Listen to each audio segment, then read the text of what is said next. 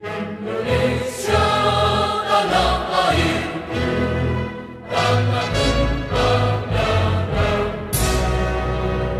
Di sanalah aku berdiri, jadi pandu hidupku. Indonesia kebangsaanku, bangsa dan tanah airku. Marilah kita bersatu, Indonesia bersatu.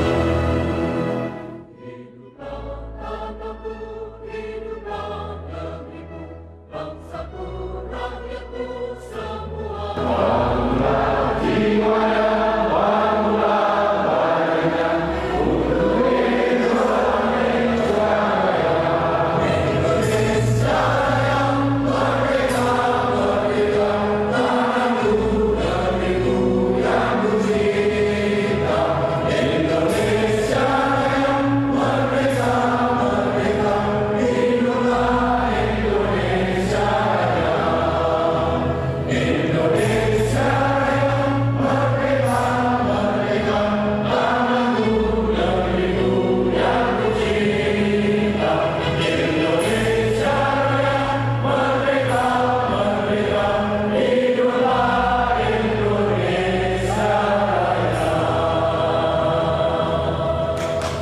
Terima kasih, silakan Pak Diri duduk kembali.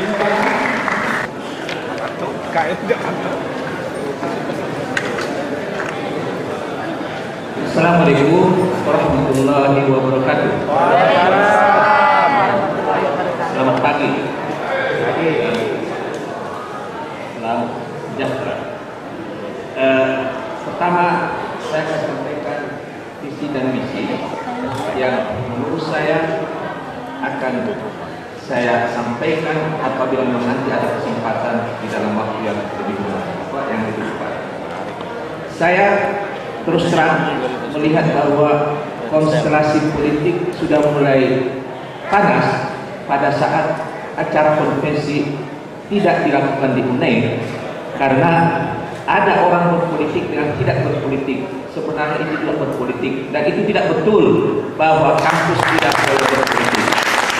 Itu justru politik yang paling jahat adalah apabila ada orang berpotensi tidak berpolitik dengan mengatakan dia tidak berpolitik. Itu politik yang paling jahat.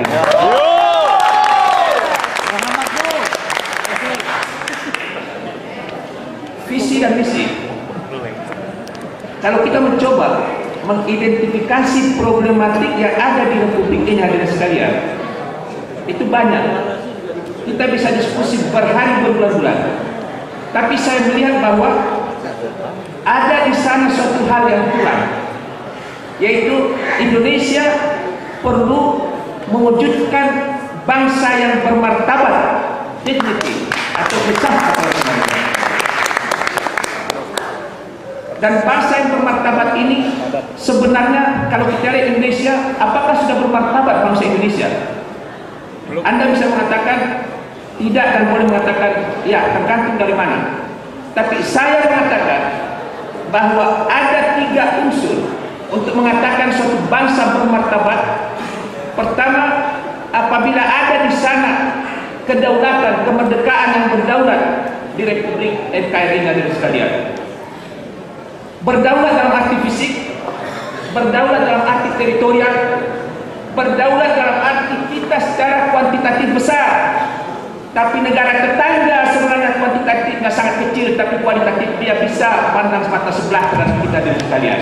Saya tidak mau Indonesia di masa depan dipandang mata sebelah oleh negara sebenarnya lebih kecil sekian, tidak sampai 10% dari penduduk Republik Indonesia ini dari sekalian. Oleh sebab itu, kedaulatan itu perlu sebagai satu syarat daripada martabat untuk kita capai di Republik ini sekalian. Untuk mencapai kedaulatan yang bermartabat, martabat melalui kedaulatan, dan nanti akan saya sampaikan hadirin sekalian dalam matriks bagaimana caranya, strategi, bagaimana aktivitas, program, dan juga capaian dan tujuannya hadirin sekalian nanti akan saya sampaikan di dalam matriks yang akan diperlihatkan dalam slide ataupun PowerPoint ini. Kita negara yang besar. Tapi kalau kita bandingkan pertahanan, sistem pertahanan kita dibanding negara tetangga kita sangat rendah. Kita selalu mengatakan kita tidak punya uang, tapi India hadirin sekalian 2 tahun yang lalu adalah negara miskin, tapi dia mampu menembakkan roket untuk mengendalikan martabat bangsa India yang sangat diancam oleh negara. Yang kedua, untuk mendapatkan martabat atau mewujudkan martabat bangsa Indonesia diperlukan adanya kesejahteraan. Hadirin sekalian, kesejahteraan itu adalah untuk seluruh rakyat. Maka kalau kita melihat dalam seluruh negara yang berdemokrasi, tidak ada di sana diskriminasi apabila ada pegawai negeri gaji 13. Rakyat tidak punya gaji pertama, kedua. Kenapa hanya pegawai negeri yang berhak? Lebih banyak mayoritas di Republik ini adalah rakyat yang bukan pegawai negeri. Saya bukan anti pegawai negeri, tapi saya melihat ada semacam diskriminasi terhadap keadilan. Yang saya maksud di sini adalah keadilan yang mencakup seluruh rakyat Indonesia. Hadirin sekalian, bagaimana kita mendapatkan keadilan ini, hadirin sekalian? Keadilan yang mensejahterakan rakyat semuanya, semua 5 infrastruktur kebutuhan setiap rakyat yang berdemokrasi. Semua harus bisa makan, semua harus bisa tidur. Ada udara, ada tempat tidur, hadirin sekalian, bukan di jalanan. Oleh sebab itu di negara demokrasi, apabila ada dilihat pemerintah di musim dingin seperti Belanda tidur di jalanan, itu oleh pemerintah diangkut dan diberikan tempat, diberikan sup, diberikan semua fasilitas supaya jangan mati rakyat itu, hadirin sekalian. Karena nyawa satu rakyat, dia pinjam uang 500.000 dolar hanya untuk hipotek beli rumah.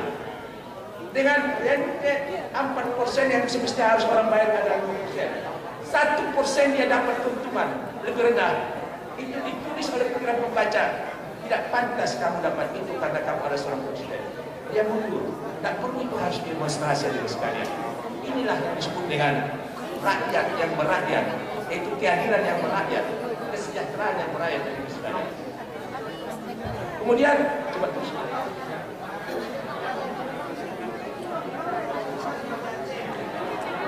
Coba terus. Di dalam materi ini ada sekalian, saya mencoba juga supaya 3 syarat untuk bermartabat itu harus kita penuhi. Apabila 3 syarat, kita tidak berdaulat di negara kita. Pada waktu Obama datang ke sini, hadirin sekalian, pas pampres kita diperiksa oleh orang-orang dari luar. Di mana kedaulatan kita, hadirin sekalian? Kita itu tidak bisa mengambil keputusan di negeri kita sendiri. Di negeri mana kita akan mengambil keputusan apabila negeri kita? Pertanyaan saya sebenarnya berangkat dari pasal 33 UUD 45. Ini menurut Pak Siregar, LPG ini termasuk cabang produksi yang menyangkut hajat hidup orang banyak atau public goods yang harus dikuasai negara untuk kesejahteraan masyarakat, atau ini masalah private goods.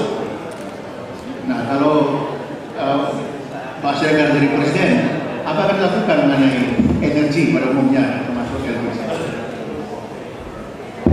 Terima kasih. Sebenarnya masalah energi ini termasuk juga bagian dari masalah ekonomi. Saya sebenarnya ingin supaya nanti kalau masa-masa yang akan datang harus ada jaminan tentang ketahanan, apa yang disebut dengan ketahanan makanan dan ketahanan energi. Nah, sekarang kalau kita lihat bahwa di masa yang akan datang juga kemungkinan energi kita yang terstruktural itu sangat besar karena kita juga sudah memberikan pada beberapa tahun lewat waktu di Rio de Janeiro ada konferensi tentang hutan. Kita terlanjur memberikan data-data yang sebenarnya kita tidak bisa lagi membersihkan beberapa area yang sebenarnya itu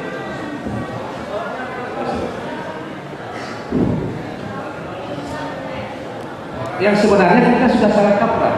Kenapa? Kita terlanjur memberikan kepada PBB. Kita sekarang tidak bisa lagi robah. Nah, itu sudah kita tanda tangani. Dan ini banyak terjadi dalam penandatanganan ratifikasi internasional oleh kita punya pejabat-pejabat yang sebenarnya itu adalah merupakan suatu hal yang fatal akibatnya. Kita harus bayar. Jadi masalah energi ini harus ada di sana yang disebut dengan pertahanan energi itu, termasuk umpamanya saya katakan masalah kelapa sawit. Kita penghasil, bumi kita penghasil yang terbesar, tapi pemilik yang terbesar kelapa sawit itu ada di luar Indonesia, dan dia mempunyainya di Indonesia, di Riau dan di Kalimantan, tapi bukan atas nama kita, atas nama mereka. Mengapa VOC sampai 350 tahun mau menjajah kita? Karena kita punya sumber yang bisa diperbaharui terus, bukan sumber yang satu kali habis, satu kali pakai.